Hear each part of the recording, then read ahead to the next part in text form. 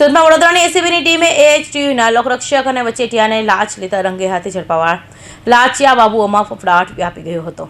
સુરત શહેર ક્રાઇમ બ્રાન્ચના એએચટીયુમાં ફરજ બજાવતા લોકરક્ષક ધીરુભાઈ નકાભાઈ ઠાકરિયા અને વચેટિયા લાંચ લેતા ઝડપાયા છે. લોકરક્ષક ધીરુભાઈ એક જાગૃત નાગરિકને મસાજ પાર્લરનો વ્યવસાય શરૂ કરવા માટે પ્રોત્સાહન આપ્યું હતું. તેમને આ વ્યવસાય શાંતિપૂર્ણ રીતે ચલાવવા દેવા, પોલીસ દ્વારા કોઈ હેરાનગતિ ન કરવા અને કોઈ પણ પ્રકારની કાયદેસરની કાર્યવાહી ન કરવાના બદલામાં નાગરિક પાસે 25,000ની લાંચની માંગણી કરી હતી.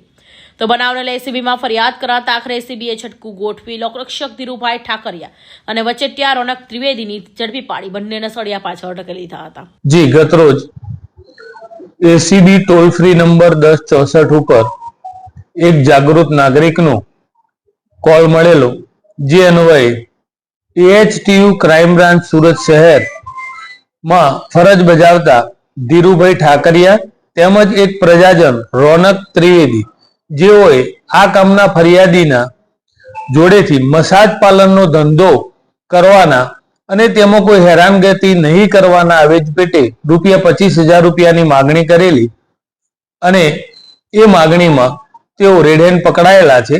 એ બંને વિરુદ્ધ કાયદેસર કાર્યવાહી હાથ ધરી આગળની તપાસ હાથ ધરવામાં આવેલી છે.